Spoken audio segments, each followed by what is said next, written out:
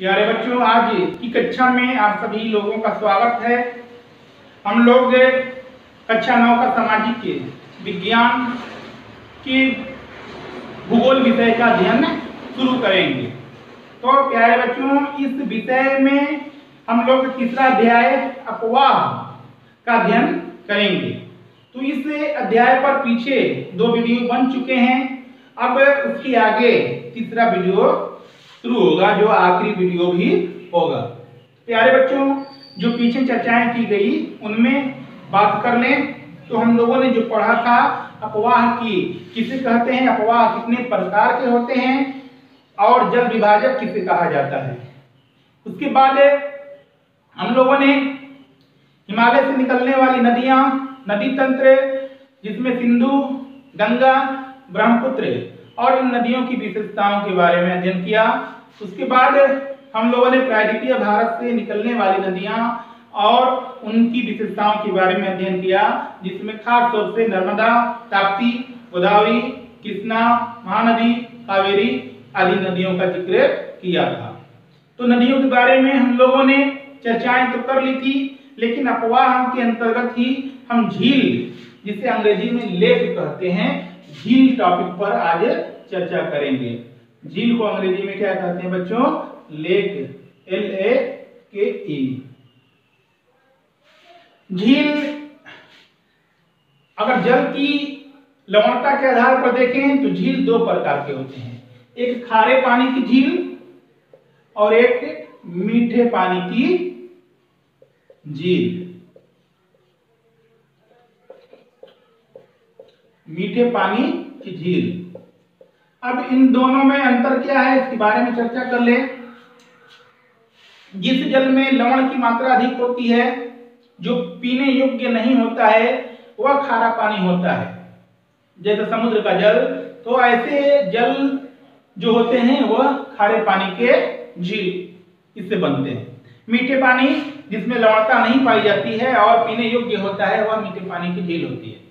तो हम लोगों ने जल के आधार पर खारे पानी की खारे पानी की झील और मीठे पानी की झील के बारे में बातें कर ली, लेकिन झील किसे कहते हैं इसके बारे में बातें नहीं की थी। झील किसे कहते हैं? झील वो तालाब की तरह होता है, यानी एक गड्ढा जिसमें जल भर जाता है, उसमें बहाव नहीं होता है, वह जल स्थिर होता है और स्थिर जल को ही झील कहते हैं। ठीक है।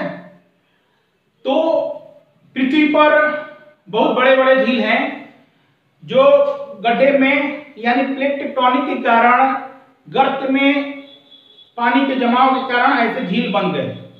जैसे बड़े बड़े झीलों में कैस्पियन सागर है, मृत सागर है, ये बड़े बड़े झील हैं। तो चूंकि हम लोगों को भारत के संदर्भ में पढ़ना है तो इससे पहले विश्व की झीलों के बारे में भी थोड़ी सी चर्चा कर लेते हैं। तो विश्व की सबसे बड़ी झील कैस्पियन सागर झील। यदि खारे और मीठे की बात करें तो खारे पानी की सबसे विश्व की झील, बड़ी झील कैस्पियन सागर झील, खारे पानी में भी और सभी झीलों में भी। मीठे पानी की विश्व की सबसे बड़ी झील लेक सुपीरियर झील। ठीक है। अब ये दोनों झील है कहां? ठीक है। तो खारे पानी की झील जो है वह एशिया और यूरोप के सीमाओं के पास है, यानी मध्य जो पश्चिम एशिया है, जहां पर उज्बेकिस्तान, तुर्कमेनिस्तान, अजरबैजान, कजाकिस्तान, ठीक है ना, ये सारे देश हैं, वहां पर ही ये झील है। लेक सुपीरियर की बात करें, जो मीठे पानी की झील है, वह अमेरिका और कनाडा के बॉर्डर पे है, जो मीठे पानी में सबसे बड़ी झील है। सबसे गहरी झील बैकाल झील। बैकाल झील कहाँ है? रूस में है। ठीक है ना। 3 बड़ी झीलों के बारे में चर्चाएं कर ली। अब भारत की बात में करें तो भारत में खारे पानी की सबसे बड़ी झील चिल्का झील। चिल्का झील यहां है, ये चिल्का झील है, ये भारत की सबसे बड़ी झील है और खारे पानी की भी झील है। ठीक है। मीठे पानी की झील की बात करें तो भारत की सबसे बड़ी मीठे पानी की झील बूलर झील, जो कश्मीर में है। ठीक है। बूलर झील यानी भारत की सबसे बड़ी खारे पानी की झील चिल्का झील और सभी झीलों में भी सबसे बड़ी झील चिल्का झील। मीठे पानी में सबसे बड़ी झील वुलर झील। ठीक है, तो खारे और मीठे के आधार पर हम लोगों ने बड़ी की बात कर ली। अब एक होता है प्राकृतिक झील और मानव निर्मित झील या कृत्रिम झील। तो बनावट के आधार पर देख लेते हैं। तो ये है प्राकृतिक झील। प्राकृतिक झील और निर्मित झील। निर्मित मतलब मानव निर्मित, कृत्रिम झील। ठीक है ना। प्राकृतिक झील जो स्वयं जो प्रकृति के द्वारा बनता है वो प्राकृतिक झील कहलाता है, जैसे चिल्का झील है, वुलर झील है, डल झील है। कृत्रिम झील मतलब जो व्यक्तियों के द्वारा निर्मित किया गया है वह निर्मित झील या कृत्रिम झील के नाम से जाना जाता है, जैसे सांभर झील, डिडवाना झील। ठीक है, अब इसको हम लोग निजाम सागर झील,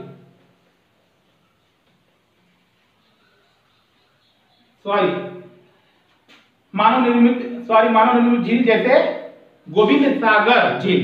ठीक है ना, हमने गलती से कह दिया था। गोविंद सागर झील जो है मानव निर्मित झील है। प्राकृतिक झील चिल्का झील, वुलर झील, डल झील, पुलिकट झील, वेम्बनाड झील, अष्टमुडी झील, बहुत सारे झील है, अभी चर्चा हम करने वाले हैं। अब बात करेंगे लैगून झील। लैगून झील ये क्या है भाई?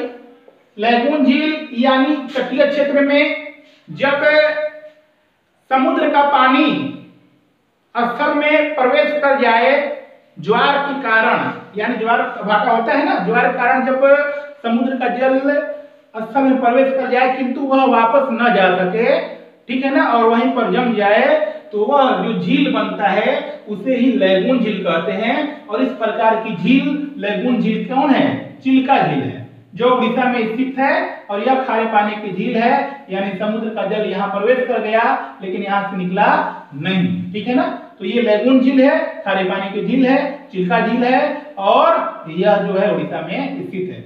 दूसरा लैगून झील की बात करें तो वह पुलिकट झील। पुलिकट झील, यह पुलिकट झील कहाँ है बच्चों? आंध्र प्रदेश में। आंध्र प्रदेश में यह पुलिकट झील है। ठीक है, तो ये लैगून झील हो गए। अब लैगून जो झील है ये पश्चिमी तटीय क्षेत्र में नहीं मिलते हैं, ये पूर्वी तटीय क्षेत्र में मिलते हैं। ठीक है ना। अब पश्चिमी तटीय क्षेत्र में लैगून झील की भांति इसी तरह का जो झील है उसे क्या कहते हैं? उसे कयाल झील कहते हैं। क्या कहते हैं बच्चों? कयाल, कयाल झील। अब ये भी कयाल झील जो है यहाँ चूंकि संकरी तटीय मैदान है, और इन तटीय मैदानों में जो कयाल झील है उनके नाम है केरल में वेम्बनाड झील। ये केरल है बच्चों, और यहाँ एक झील है वेम्बनाड, वेम्बनाड झील, और एक है झील अष्टमुडी, अष्टमुडी। और यही दोनों झील जो है पर्यटन की दृष्टि से काफी महत्वपूर्ण झील है। यहाँ पर विश्व के बहुत सारे देशों से पर्यटक यहाँ घूमने के लिए आते हैं। ठीक है, अब ये वुलर झील की बात कर ली हमने, ठीक है ना, वुलर झील की बात कर ली। अब वुलर झील जो है कश्मीर में है। एक डल झील है, मीठे पानी की झील, ये भी कश्मीर में है। ठीक है ना। पुलिकट के बारे में, निजाम सागर आंध्र प्रदेश में झील है एक। ठीक है, और भारत में खारे पानी में सबसे अधिक खारे पानी की झील, खारे का तो चिल्का भी है, पुलिकट भी है, ये भी है, लेकिन जो सबसे अधिक खारा जिस झील में पाया जाता है वह है राजस्थान में सांभर झील। कौन सा झील? सांभर झील। ठीक है, ये सांभर झील हुआ। प्यारे बच्चों, ये अधिक खारा है, इसीलिए भारत में इस झील का उपयोग जो है प्रयोग जो है वह नमक उत्पादन के लिए किया जाता है। और राजस्थान का जो उदयपुर जो जगह है उसे झीलों का प्रदेश कहा जाता है। यानी राजस्थान में कई कृत्रिम झील भी हैं और जो वर्षा की कमी के कारण वर्षा नहीं होती है, यहाँ पर न के बराबर होती है, बहुत ही कम होती है, इसलिए यहाँ पर वाष्पीकरण अधिक होता है और वाष्पीकरण के कारण ही इन झीलों का मीठापन चला गया और ये झील जो है खारे हो गए और ये खारे पानी की झील हो गए, क्योंकि इसमें पानी बारिश नहीं होने के कारण, वाष्पीकरण अधिक होने के कारण इसमें लवणता अधिक पाई जाती है, इसलिए यह खारे पानी की झीलें हो गए। ठीक है, ये हम लोगों ने झील के बारे में बात कर ली। अब झीलों के आर्थिक महत्व के बारे में बात कर ले तो सबसे पहले ये जो झील है, उलर झील, डल झील, वेम्बनाड, अष्टमुडी, किल्का, सबसे पहले तो इन्हें पर्यटन की दृष्टि से बड़ा ही उपयुक्त माना जाता है। यहाँ पर बहुत सारे पर्यटक इनको देखने के लिए आते हैं। डल झील में शिकारा चलता है, यहाँ पर बहुत सारी फिल्मों की शूटिंग होती है और यह झील जो है घूमने के लिए बड़ा ही बेहतर जगह है, बुलर और डल झील। ठीक है बेटा, तो पर्यटन की दृष्टि से ये झील हमारे लिए सबसे उपयुक्त है।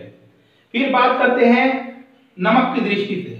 खारे जो झील है, सांबर है, चिल्का है, इन क्षेत्रों में जो है इन झीलों से नमक का उत्पादन किया जाता है, ये हमारे लिए आर्थिक दृष्टिकोण से महत्वपूर्ण है। तीसरी बात करें तो मछली पालन के लिए, मत्स्य पालन के लिए, तो जो छोटी छोटी झीलें हैं उनमें मत्स्य पालन, मछली के पालन का भी कार्य किया जाता है। चौथी बात करें तो इन झीलों से नहरें या छोटी छोटी नदियां भी निकल जाती है या नदियां इन झीलों में जाकर के मिल भी जाती हैं, तो इसलिए झीलों का आर्थिक महत्व है। झीलों में आवागमन की भी सुविधा होती है। झीलों के माध्यम से एक स्थान से दूसरे स्थान पर हम लोग जल मार्ग से आवागमन कर सकते हैं, इसलिए यह यातायात परिवहन की दृष्टि से भी और आर्थिक दृष्टि से महत्वपूर्ण है। तो आर्थिक दृष्टि से हम लोगों ने झीलों की आर्थिक महत्व को समझ लिया और नदी के महत्व को भी समझ लें कि नदी का आर्थिक महत्व क्या है। क्योंकि नदियां जो निकलती हैं तो वह हमारे क्षेत्र में मैदान का निर्माण करती है और यह समतल मैदान जो है और सारी चट्टानों से निर्मित होता है और इसलिए ये मैदान जो है जलोढ़ मिट्टी के होते हैं और जलोढ़ मिट्टी होने के कारण यहाँ उर्वरता अधिक है, अधिक उपजाऊ मिट्टी है और परिणाम ये होता है कि हमारी कृषि उत्पादन के लिए यह बहुत ही उपयुक्त भूमि है और कृषि कार्य अधिक मात्रा में होता है, उत्पादन भी अधिक होता है। तो उत्पादन और कृषि के लिए गंगा जो है या अन्य नदियां जो है बड़ी ही उनका आर्थिक महत्व है। दूसरी बात करें कि इनसे नहरें निकाली जाती है और नहरें से जो मरुभूमि है यानी जहां पर मरुस्थल है, जहां पर सूखा है, इन क्षेत्रों में भी मरुभूमि में भी जो सिंचाई की व्यवस्था उपलब्ध की जाती है और सिंचित भूमि का विकास किया जाता है और उस मिट्टी की उर्वरता बढ़ाई जाती है ताकि कृषि उत्पादन अधिक से अधिक हो सके। तीसरी बात करें तो नदियों में यातायात परिवहन को भी लाया जा सकता है, जैसे आंतरिक जलमार्ग का निर्माण हुआ है भारत में और भारत में आंतरिक जलमार्ग जो है 4 प्रकार के राष्ट्रीय जलमार्ग निर्मित हैं, अब बढ़ भी चुके हैं, क्योंकि जो सबसे बड़ा भारत का राष्ट्रीय जलमार्ग है वह गंगा नदी में है, जो इलाहाबाद से हुगली यानी कलकत्ता हल्दिया तक जाती है, यह सबसे बड़ी राष्ट्रीय जलमार्ग है। फिर वैसे ही ब्रह्मपुत्र नदी में देखते हैं सादिया से धुबरी तक राष्ट्रीय जलमार्ग है, कावेरी नदी में भी राष्ट्रीय जलमार्ग है। तो राष्ट्रीय जलमार्ग बना करके यातायात और आवागमन की सुविधा उपलब्ध कर सकते हैं और माल जो है कच्चे माल या उत्पादित माल जो उत्पाद होते हैं उनको एक स्थान से दूसरे स्थान तक आसानी से भेजा जा सकता है। अगली बात है कि इन नदियों से मछली भी पकड़ा जा सकता है, मछलियों का उत्पादन हो सकता है। तो मछलियों को आर्थिक जो व्यवस्था है, आर्थिक क्रियाएं हैं, उसमें मछली पकड़ना भी जो है प्राथमिक क्षेत्र के अंतर्गत आता है और मछली पकड़ करके भी आर्थिक क्रियाएं की जा सकती है और बहुत सारी इसमें हम लोग इसके आर्थिक महत्व को जोड़ सकते हैं। तो प्यारे बच्चों, झीलों और नदियों की आर्थिक महत्व को भी हमने समझ लिया और यदि तुलना की जाएगी तो इन महत्वों को अलग अलग रख करके आप तुलना कर सकते हैं। तो आज मैं इस अध्याय जिसका नाम अपवाह है, इस पर आपके सिलेबस के अनुसार जितनी भी पॉइंट थे उन पर हमने चर्चाएं कर ली और उम्मीद करते हैं कि इन 3 वीडियो के माध्यम से आपको पूरी लेक्चर आपको समझ में आ गया होगा। यदि आप एक बार में नहीं समझ पा रहे हैं तो वीडियो को लगातार देखें और इस वीडियो को देख करके सारी बातों को समझने की कोशिश करें। ये आपके लिए बड़ा ही उपयोगी है और ये आपके कॉम्पिटिटिव एग्जाम के लिए भी, प्रतियोगी एग्जाम के लिए, कंपटीशन के लिए भी बड़ा ही महत्वपूर्ण है। प्यारे बच्चों, मैं आज का टॉपिक, आज का लेक्चर यही समाप्त करता हूं और उम्मीद करता हूं कि आप लोग इसे बार बार देखेंगे, वीडियो को देख करके लाइक, शेयर और सब्सक्राइब करेंगे ताकि अगला वीडियो आपको आसानी से मिलती रहे। प्यारे बच्चों, मैं अपनी बातों को यही विराम देता हूं। जय हिंद, जय भारत। बहुत बहुत शुक्रिया आप लोगों का।